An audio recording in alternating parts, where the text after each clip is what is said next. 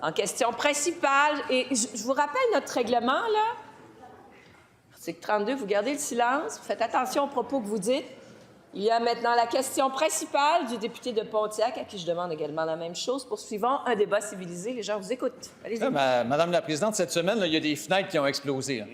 Il y a des ailes complètes qui étaient dans le noir. Il y a une patiente qui était sur la table d'opération en train de se faire endormir et les lumières se sont éteintes. On a évité de justesse une situation absolument très grave. Un gouvernement responsable, qu'est-ce qu'il aurait fait? Il aurait réagi sérieusement. Il aurait appelé une conférence de presse, il aurait dit « On va trouver les moyens. Voici la date à laquelle le projet de reconstruction va commencer. » C'est pas ça qu'on a eu droit, Madame la Présidente. À la place, là, on a eu droit à un ministre, un scrum du ministre qui disait « Ah, je vais essayer de fignoler un financement avec la Fondation. » On a eu droit à un ministre qui joue aux députés d'opposition, qui va sur la place publique, qui interpelle ses propres collègues, puis il dit « Je peux pas croire qu'on trouve pas du financement pour commencer ce projet-là. » C'est quoi la réponse du gouvernement au ministre de la Santé qui dit « Il est où l'argent pour qu'on commence ce projet-là? » La réponse de la ministre responsable des aînés. Madame la Présidente, et où l'argent? L'argent est dans le PQI, Madame la Présidente. Elle est là, l'argent, dans le PQI. L'argent, ça ne pousse pas dans les arbres, hein, Madame la Présidente. L'argent, il est dans le PQI. On est le gouvernement qui a le plus investi dans le PQI. On est le gouvernement qui investit le plus dans les infrastructures de santé et de services sociaux. Alors, il y en a de l'argent. Puis on est tous conscients, là, que l'hôpital Maisonneuve-Rosemont, c'est important, qu'ils font un travail extraordinaire pour les patients de leur région, mais aussi dans certaines spécialités pour certains patients de d'autres régions. On est conscient qu'ils sont un leader en santé. Alors, nous sommes mobilisés, Madame la Présidente. Santé Québec en a fait une priorité. Ils sont en train de regarder ce qu'ils vont faire. Et puis, la Fondation est impliquée. Alors, nous suivons la situation de très près. Le ministre de la Santé, quotidiennement, parle de Maisonneuve-Rosemont et réagit aux différentes questions, notamment celles des oppositions, Madame la Présidente.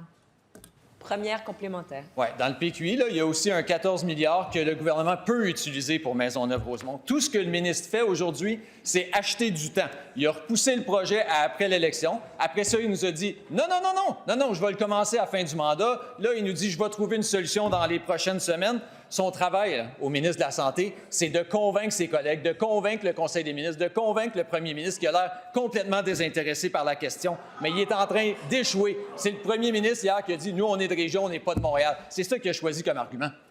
Je vous invite à faire attention à vos propos, demeurons respectueux. La réponse du ministre responsable des infrastructures. Oui, merci, Madame la Présidente. Effectivement, vous avez raison de dire aux collègues de Pontiac de faire attention à ses propos, parce que ses propos sont inexacts. Je suis quand même surpris que le député de Pontiac, qui était là dans le gouvernement 2018 et avant, quand il constate les investissements qu'on met actuellement en infrastructure, c'est le jour et la nuit par rapport aux 15 années libérales. On le réitère, là, il y avait 9 milliards d'investis dans la dernière année de leur parti. On est à 19 milliards et plus pour les 3 prochaines années et l'an dernier. On fait des travaux qui sont gigantesques en santé. 38 projets qui sont en cours. 2,69 milliards dans ces projets-là cette année. C'est sans commune mesure. Mais effectivement, il y a des enjeux à HMR. Comme il y a des enjeux partout au Québec en infrastructure, on répare les pots cassés, on y va étape par étape. Deuxième complémentaire. Hey, ça fait 7 ans qu'ils sont en place. L'argument des 15 ans, il est aussi utilisé que le gouvernement de la CAQ. Il est aussi utilisé que la broche qui tient l'hôpital Maisonneuve-Rosemont debout. Mais les Québécois, Madame la Présidente, ils continuent de payer des impôts. Ils ont le droit de s'attendre à des hôpitaux de qualité, à des hôpitaux où les génératrices fonctionnent, à des hôpitaux où les fourmis ne se promènent pas chez les dentiers du monde. À la place, là, on a droit à un ministre qui est à court d'arguments, qui nous sert promesse après promesse, mais qui est incapable de convaincre ses propres collègues de faire avancer un projet majeur au Québec. La réponse du ministre. Oui, Madame la Présidente, vous oubliez d'être encore en désaccord avec mon collègue de Pontiac. Les infrastructures qui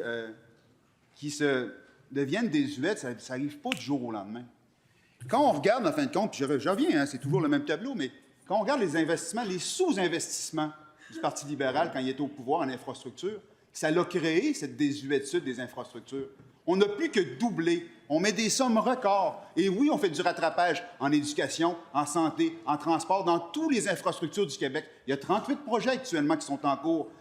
ils ne sont pas capables de nommer un de ces projets-là qu'on devrait retarder au profit d'un autre. On planifie, on y va étape par étape. HMR est important, on va aller de l'avant.